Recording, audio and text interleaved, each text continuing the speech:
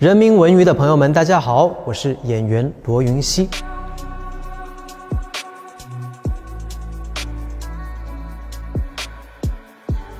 其实我也是通过自己先当读者去理解剧本，去感受这个剧本当中的故事。一定要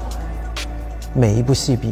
前一部戏更好，一定要做到学无止境了，一定要不断的去突破。可能每一部戏或多或少都会有一些的遗憾，正因为有这些遗憾，才是你进步的一个动力。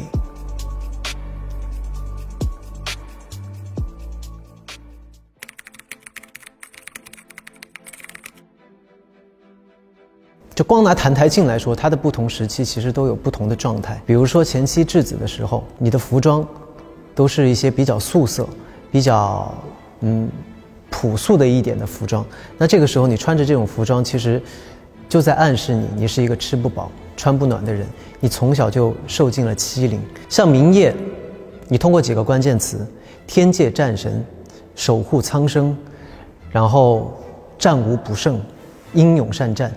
你去提取这几个关键词的话，你脑中其实就可以构建出一个大概的一个形象，包括魔神的状态，包括后期苍九明他作为一个仙界的小师弟、修仙的小弟子，他虽然是这样子的一个身份，但其实是他经历了澹台烬整个500年前的爱恨情仇，他其实是个心里面什么都懂的人。其实我也是通过自己先当读者去理解剧本，去感受这个剧本当中的故事，想象出来之后，然后再通过自己的2次创作。所以我感觉我自己应该从眼神啊，从肢体呀，从仪态啊，各个方面其实都会和澹台烬有很大的区别。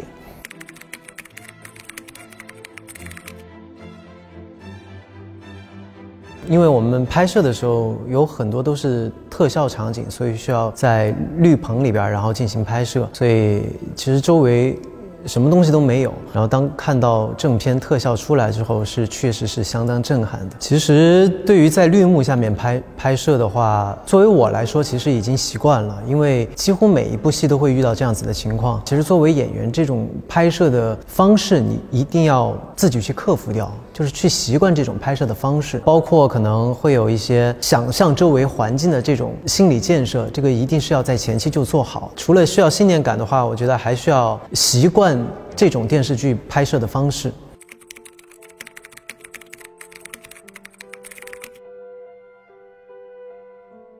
比如说像学舞蹈，我们的仪态，我们的一些对身体的控制力，比如我们拍仙侠剧会有很多威亚啊，会有很多打戏啊，会有很多涉及到你要对自己身体的控制，对自己仪态的控制，这一点这个肯定是非常有帮助的。但是我其实觉得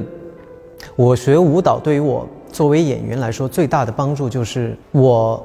没有把很多大家可能看似觉得很困难的东西看作是一种困难，因为我觉得这就是很寻常的一件事情啊。我是10年专业芭蕾舞的学习经验，我相信所有专业学习舞蹈的学生都应该知道，我们是日复一日的重复相同的基本功训练，是非常枯燥，锻炼你的韧劲的一件事情。比如说我们的软度拉伸，这是非常痛苦的事情，但正因为我从小就开始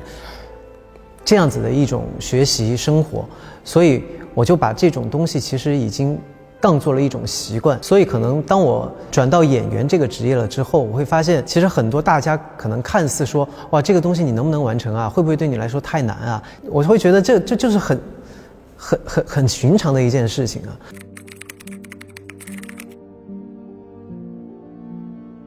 我第一次正式接触拍戏是一部电影作品，叫做《最美的时候遇见你》。第一部电影拍下来我觉得还好，但其实我看到了之后，我会发现自己在荧幕上那个形象和我脑海中的那个角色形象还是差蛮远的。这是我第一次觉得好像演戏并不是我想象的那回事儿。第2次的话就是我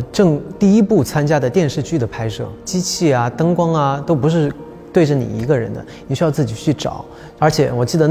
那部戏第一场戏非常简单，我要冲到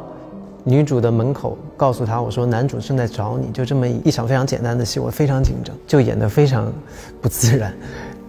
然后导演就说，他说你不会演戏你就回去吧，他说不要在这里浪费大家的时间。其实我非常非常难过，因为我知道我那个时候的状态就是我知道自己确实没演好，但是我没有办法让自己达到他们想要的那个状态，这就是我那段时间开始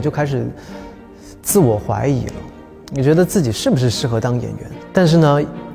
我自己又是一个不服输的人。我爸爸用2个词语形容过我，他说你1不怕打击，2不怕挖苦，你从小就是这么长大的。从那之后我就开始自己的学习，找老师学习台词，学习表演，然后通过老师的引导，通过老师的教导，一点点去知道怎么样去真正的读懂剧本，读懂角色。所以说到《半是蜜汤半是伤》这部戏的时候，同样也是钟导演，然后钟导演给了我肯定的回复，说你确实进步挺大的。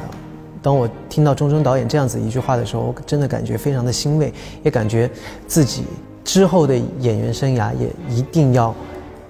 每一部戏比前一部戏更好，一定要做到学无止境吧，一定要不断的去突破。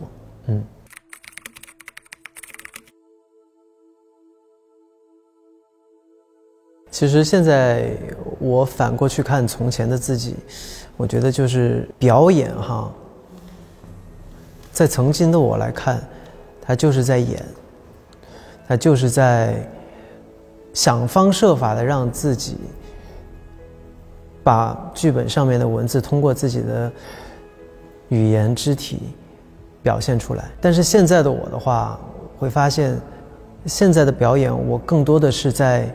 比如说我演这场戏哈，我知道了前因后果，我知道了我是什么样的人，我会跟什么样的角色对戏。其实我在拍摄这场戏的时候，更多的是进入到这场戏的故事当中。我有一个非常深刻的感受，就是可能每一部戏或多或少都会有一些的遗憾，不管是表演上的遗憾，还是其他各方面的遗憾。但其实你换一个角度来想，正因为有这些遗憾，才是你进步的一个动力。为什么我说50岁我就退休？因为我是四川人嘛，很多大众对于四川人的